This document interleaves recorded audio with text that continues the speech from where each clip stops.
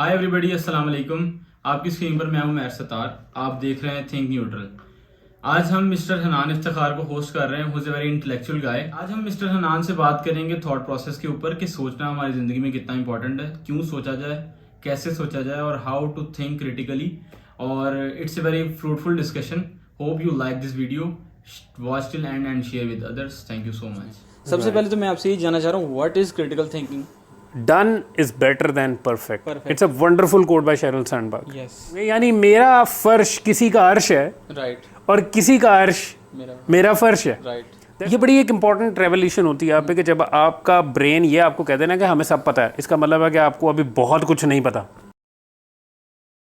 The true sign of intelligence is not knowledge but imagination.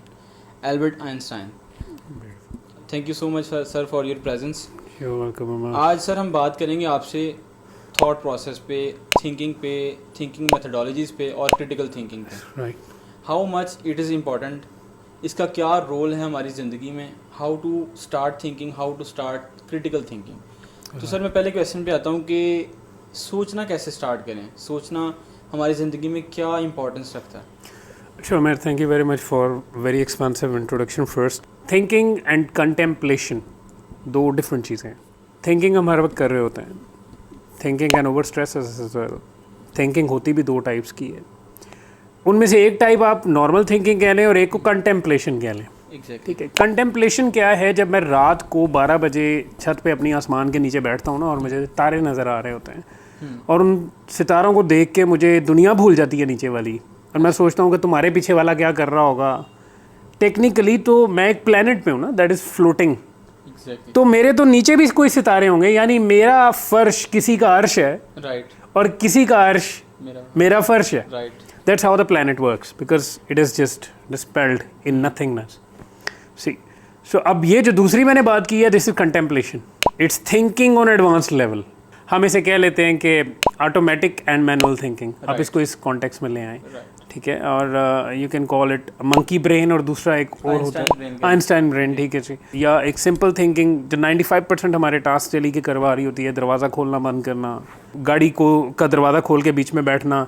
अब मेरा नहीं ख्याल कि आप आधा घंटा सोच के गाड़ी का दरवाज़ा खोल के बीच में बैठेंगे। नहीं, बिल्कुल इस प्रोसेस के लिए नहीं, लेकिन आप आधा घंटा ये ज़रूर सोच सकते हैं कि इस वक्त गाड़ी निकालना सेफ है या नहीं है। Right. That is contemplation. Thinking plus कह लें आप इसको। 5% हमारी ऐसी थिंकिंग होती है, दैट इज़ मैनुअल और आइंस्टाइन, और एटलीस्ट नॉट ऑटोमेटिक, जिसमें we are bringing in rest of the 90% of the muscles in our brain. Intellectual portion जो हमारे ब्रेन का है, जो ये फ्रंट है आपका। Right. ठीक है जी। इस पोर्शन से हमें सारी सेंसेस प्रोसेस होती हैं। ये हमारा इमोशनल आप कह लें कि इनपुट है। ये लॉजिकल रीज़न है जहाँ पे मेरा, अगर if viewers can actually see, आप अपने फोरहेड पे हाथ भी रख सकते हैं इस वक्त। This is all logical thing. Basically जब किसी की ज़िंदगी चेंज होती है तो वो सबसे पहले उसकी सोच चेंज होती है। Okay. We have a fixed mindset. हमारे पाकिस्तान की सब कॉन्टिनेंट की बात करें, बहुत से ऐसे लोग हैं जिनका एक फिक्स्ड माइंडसेट जो कि उनका एंसेस्टर्स या फैमिली बैकग्राउंड की वजह से लॉक हो चुका है। तो उस माइंडसेट को कैसे तोड़ें? हाउ टू स्टार्ट थिंकिंग, सोचना कैसे स्टार्ट करें? बिल्कुल सही। Umar, I just put one thing. हम लोग ना लीनियर चीज़ों से देख रहे होते हैं। हम आप कंप्यूटर को भी देखो ना, 1 0 1 0 है नहीं है। Exactly. हमारी ज़िंदगी हमें लगता है कि अगर एक चीज़ है तो वो उसी वक्त है जब दूसरी नहीं है। जैसे आप खड़े हैं एक खाली मैदान में खड़े हैं, तो आप किसी भी डायरेक्शन में मूव कर सकते हो। इसका ये मतलब नहीं है कि अगर आप राइट मूव करना शुरू हो गया तो बाकी कुछ भी नहीं था। सो इस चीज़ को हमें समझना होगा। अगर आपको लगता है कि आपकी फैमिली, आपके कल्चर की वजह से आप फिक्स माइंडसेट का शिकार हैं, तो भाई ये वेट ना करें कि वो ठीक होंगे तो आपको मोटिवेशन मिलेगी। Right. आप अपने तरीके से उनको भी सेटिस्फाई रख सकते हो और ख़ुद को भी सेटिस्फाई रख सकते हो। सीरियसली, अगर I'm an introvert by the way. Yes. INFJ by personality. अगर इस तरह का करो तो मैं टीचिंग प्रोफेशन में तो कभी भी ना हूँ। टीचिंग प्रोफेशन तो is all about being extrovert. ठीक है। बट आई नो इट कि I can be an introvert and I can come out of that zone, do my bit as an extrovert and come back to introvert. Right. Sir basically critical thinking के ऊपर थोड़ा सा आते हैं। Critical thinking बहुत ज़्यादा important है, उसका एक अपनी जो इम्पोर्टेंस है हम सब जानते हैं। How to think critically, how to take your decisions critically, इसकी क्या इंपॉर्टेंस है? हम सब जानते हैं कि हाँ, सुनते हैं, कुछ लोग हैं, देखते हैं उनकी ज़िंदगी को, उन्होंने कुछ क्रिटिकल डिसीजंस लिए और वो बहुत ज़्यादा रोल प्ले करते हैं आपकी प्रेजेंस में। सबसे पहले तो मैं आपसे ये जानना चाह रहा हूँ, what is critical thinking and how it affects our life, our decisions, और how to start. Exactly right, thank you very much Umair, it's a very important element. मैं एक छोटा सा कोट है, इट सेज के there are 3 sides to an argument, my side, your side and the right side. तो जब आप ये डिटरमिन कर लेते हैं ना कि आप जो सोच रहे हैं वो भी गलत हो सकता है, जिस तरह आप समझते हैं कि दूसरा है ही गलत, तो कुछ तीसरी जगह पे हम दोनों के लिए सच्चाई पड़ी हुई है, तो फिर हम हाथ मिला लेंगे, राइट, फिर हम दोनों मिल के उस सच्चाई को कंप्रोमाइज करके एक पॉइंट पे आ जाएंगे हम दोनों। एक तो ये चीज़, दूसरा चीज़ ये कि वो जो तीसरी सच्चाई है ना, ये मुझे मेरे दिमाग को बताता है कि भाई एक आर्गुमेंट है, एक काउंटर आर्गुमेंट है, और एक तीसरी चीज़ भी है, right argument. Critical thinking is about finding that right argument, simply put. It's clear in a nutshell के आपने क्लियर कर दिया। मैं बेसिक एग्जांपल आपको दे देता हूँ and then I conclude myself to move to your next question के पार्टी ए है, आप उसको फॉलो करते हैं, मैं पार्टी बी को फॉलो कर रहा हूँ। आप ब्लाइंडली पार्टी ए को फॉलो कर रहे हैं, मैं ब्लाइंडली पार्टी बी को फॉलो कर रहा हूँ, क्योंकि हम दोनों बायास्ड हैं। Right, that's very natural to both of us as human beings. Let's suppose आप एक दिन सोचते हैं कि यार हनान साहब जिस पार्टी के बारे में इतने कॉन्शियस हो, चेक तो करूं है क्या उसको। अब आप उस पार्टी को पढ़ना शुरू करते हैं, तो शायद आपको वो पार्टी अपनी से ज़्यादा बेहतर लगनी शुरू हो जाती और आप मेरे साथ आ जाते हैं। लेकिन आप क्रिटिकल थिंकर नहीं हैं।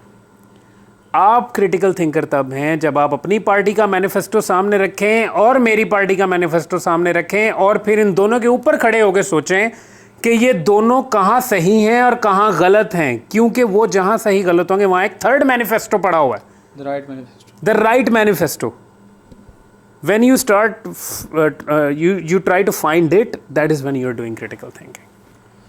सर, हाउ टू स्टार्ट, एक कॉमन पर्सन है, एक इंडिविजुअल जो कि अपनी लाइफ को चेंज करना चाह रहा है और वो एक ट्रैक पे आना चाह रहा है जहाँ पे वो इन सब चीज़ों को अडॉप्ट करे, हाउ ही स्टार्ट।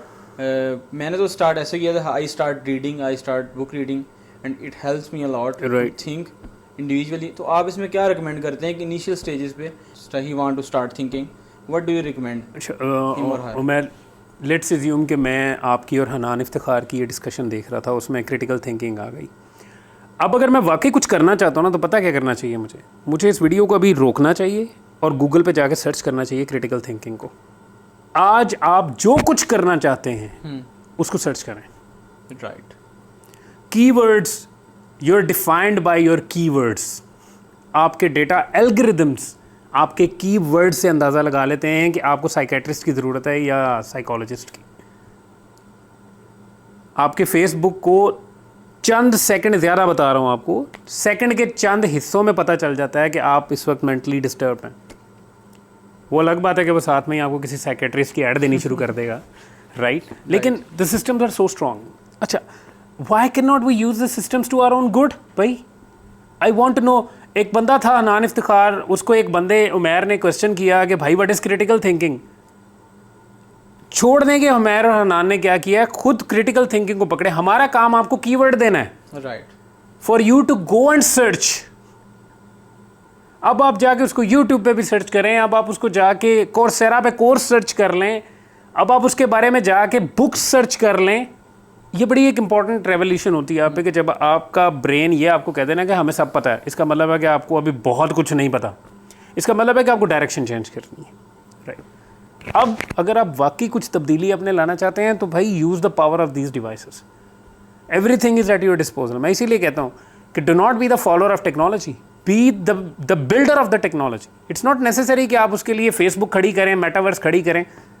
उसके लिए आप अपने मोबाइल के अंदर एक एनवायरनमेंट भी खड़ा कर देंगे तो that is more than enough. So हम तो टेक्नोलॉजिकल दौर में हैं, हम तो टेक्नोलॉजी के थ्रू बेहतर बनने की कोशिश करेंगे। That's what all we can do, that's what I can say for now. Sir, एक फिक्स माइंडसेट होता है जो कि बिल्कुल एक प्री डिफाइंड पैरामीटर्स पे लॉक हो गया है, जो कि उनके फैमिलीज़ में कुछ, लेट सपोज कि एक फैमिली थॉट प्रोसेस था। मैं ये समझता हूँ कि अगर मेरे वाले साहब का उनका एक विजन था या उनका सोचने का नज़रिया था, और 95% केसेस मैंने देखे हैं कि वही मेरे अंदर आएगा और वही आगे चलेगा और वही मैं आगे स्प्रेड करूँगा।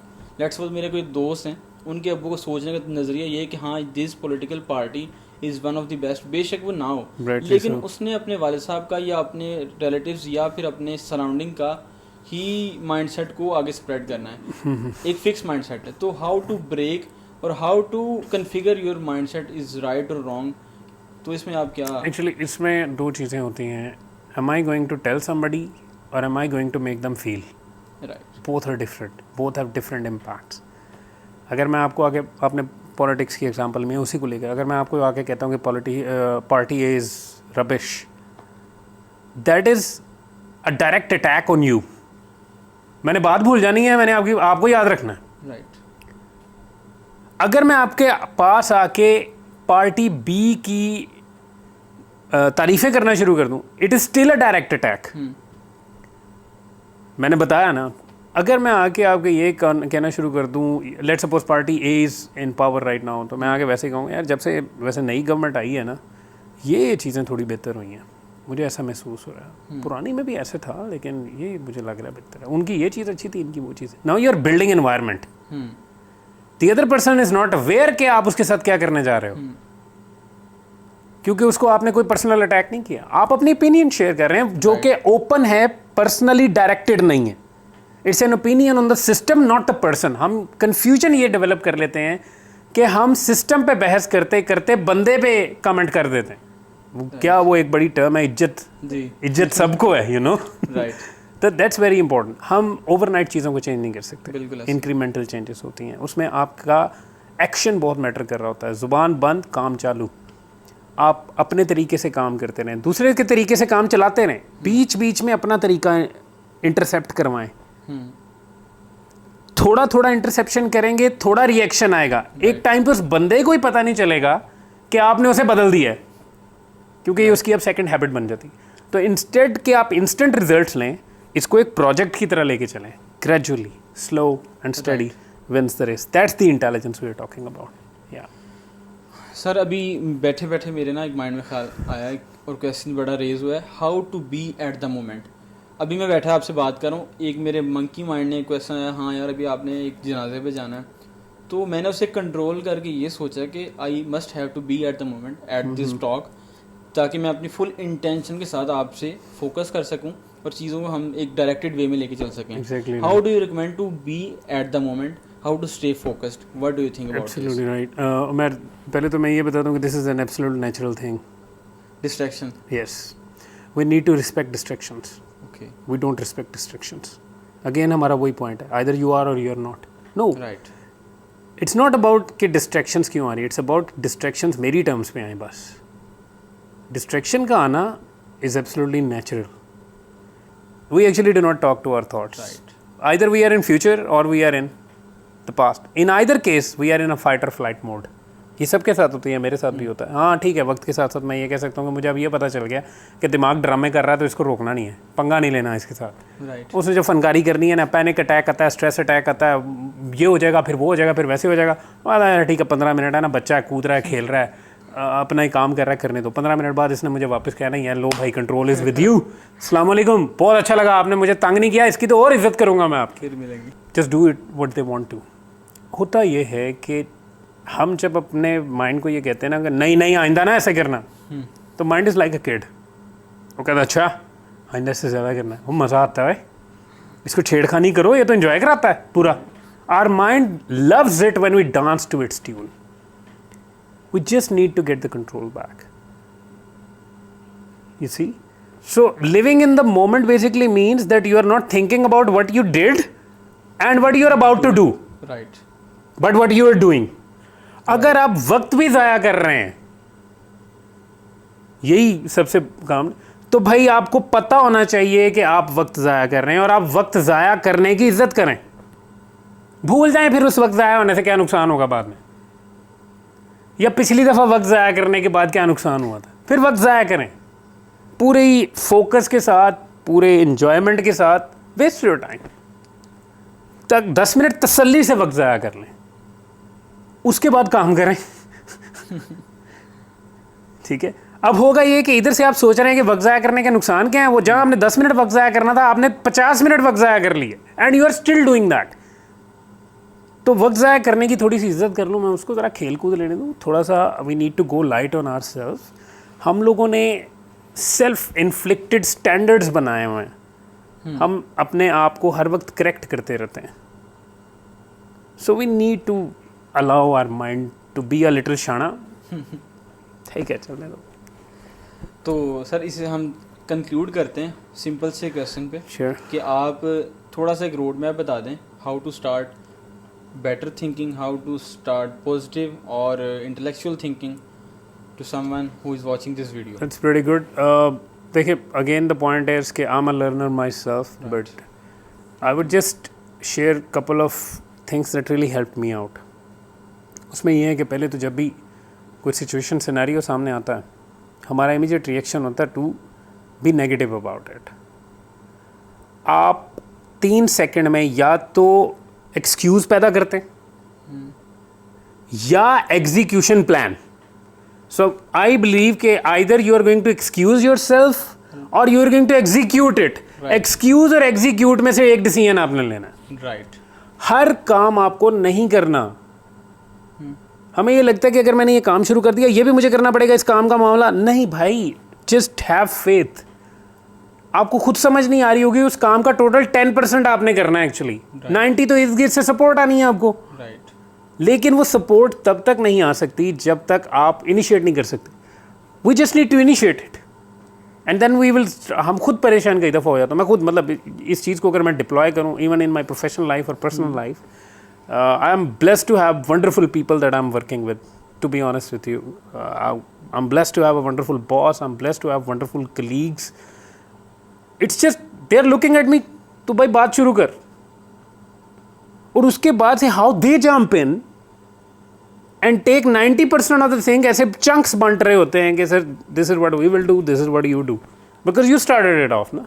राइट। ठीक है। And second, done is better than perfect. Perfect. It's a wonderful quote by Sheryl Sandberg. Yes, I love this. Just do it, do not be judgmental about. आप जिंदगी में बेहतरीन कभी नहीं कर सकते। आप बिल्कुल ऐसा। काम कर सकते हैं, बेहतरीन काम नहीं कर सकते। काम को बेहतरीन बाद में बना लेंगे, पहले काम तो कर लें। इसकी बड़ी सिंपल सी एग्जांपल, आई एम सॉरी मेरे जेहन से बाहर ना निकल जाए, then will be concluding it, won't be taking more time. इसकी बड़ी सिंपल सी एग्जांपल है कि अगर आपने लेट्स सपोज स्टूडेंट्स कहीं हमें व्यू कर रहे हो, आपने असाइनमेंट पे काम करना, अब आप कह रहे हैं बेहतरीन असाइनमेंट पे काम करने का, और भाई पहले असाइनमेंट तो शुरू कर लें, उसे फिर बेहतरीन कर लेंगे। आप सिर्फ असाइनमेंट पे काम शुरू करें, आप सिर्फ 3 वर्ड्स पहले लिख लें।